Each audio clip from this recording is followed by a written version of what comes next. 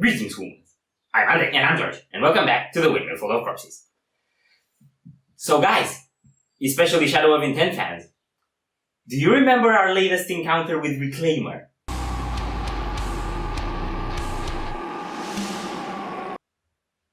Yes, that one.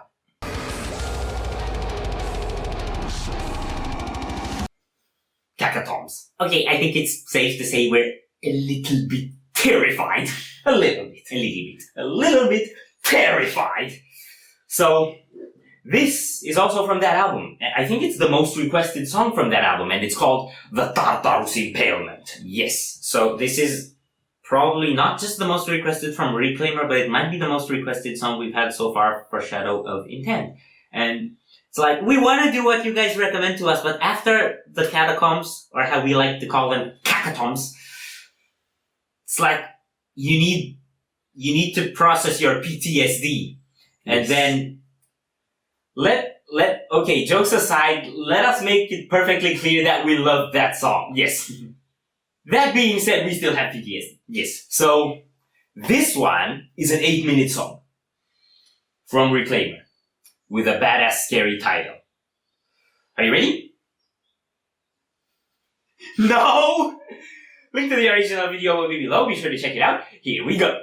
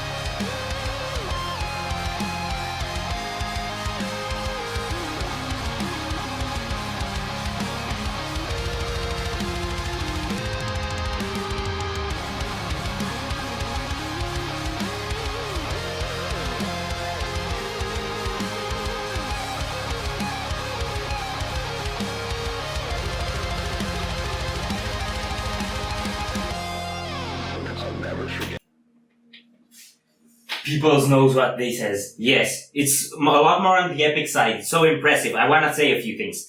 The bass, the texture, sounds kind of like the ocean. So that's one. Not a comparison I would expect, but yes. The more ominous sort of in the background processed vocal sound. That's a lot on Melancholy. I don't think that existed on Primordial. It reminded me primarily of Underneath a Sullen Moon and Udanophobia. Yeah, something like that. Melodies sound much more mature than on Primordial. So I can see this somewhere in between the two albums. And in 3 minutes, they did already drop a bomb on our heads. Yes. What I would say is Primordial feels almost comical in some sense, how ridiculous it is. This somehow gets almost to the same level of ridiculousness. Mm-hmm. Almost. I wouldn't say it got as extreme as some things we heard, for example, in the Shaping Sickness. But it's got extremely technical, really fast, really unpredictable, a lot of these swirling melodies. It's contained a lot well in a full package. Mm-hmm. A lot better. I feel like with Primordial, they were just like, oh, we'll just go everywhere and see what happens. And now we'll just go everywhere, but we're gonna come back together. Mm-hmm. So it's more mature. Yeah. Let's keep going. The day they came, I remember it like it was yesterday. I still see my family. I still see them petrified under that light. That purple glow you see right before they... I wonder what it would have been like if I were older, if I truly understood then what was actually happening around me. Maybe I could have saved them. Maybe I could have stopped all of this from happening. Maybe things would have been different. I don't know. 27 years later, here we still are, still clinging to life, still desperately running away. And you know what? It just gets worse. And it will continue to get worse if we don't make a difference here today. All that we can save the rest of them. Nothing will ever be the same.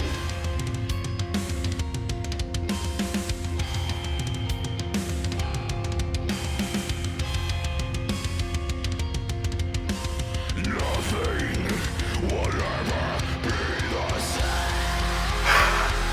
Well, not after that scream!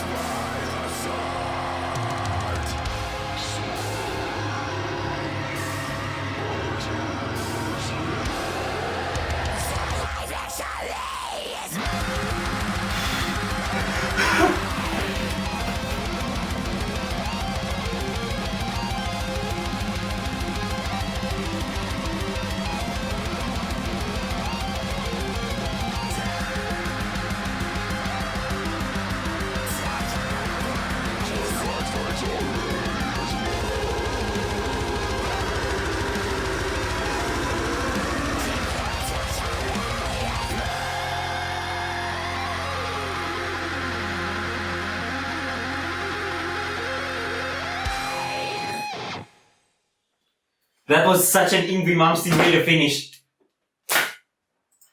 the Shadow of Intent song we checked out on the channel so far. Dude, this was a freaking masterpiece! Yes. Oh my god! Yes, I don't know. Like, Primordial is awesome. Yes. This, I can't say this has anything that Primordial doesn't have, but it's somehow packaged differently. Yeah. It's packaged more cleverly, I can take it more seriously. And more aesthetically a bit. Yeah. Also, I want to say, did you look at that cover artwork? Not close enough. Do you know that on Primordial there's kind of like a planet? I don't think it's exploding or something, but it looks like there's something happening to it. Here, it looks like there's some intergalactic machine shooting at a planet. So the way it looks like to me is like with Primordial, like we have to look into the stories, but with Primordial they're giving you like some story, and then with this one they widen the scope, they zoom out. I don't know if that's the thing, or if I'm just rambling, but that's definitely one thing that got to me. So there were a lot of things about this song that really blew my mind. The bass. Yeah, so the bass snippets that they had here sound so much different from everything we've heard from them before, and more mature, and more prominent, and had more time to shine. Yes. I would say they have more grit. Mm-hmm. More that munchy feel. Munchy? Yeah, like munchy. So they have that, and there was a part at some point where they were like doing cuts, like you had riffs and then you just had the bass, and then you had riffs and then you just had the bass. I think before this last hurrah, before this last part, they definitely had that. And that part with like the spoken word and the build up from there, that one really impressed me, man. The way the guitar melody came in, the way it kept picking up, it was so intriguing. And I think the melody that came at the end was a reprise to the one that came at the beginning. Perhaps. Solo stuff were brilliant. And they did hit us with a bomb in the first part before we paused, and then they hit us with what looked like a cluster bomb in the second, because it was like it hit. Yes. It kept hitting. Yeah.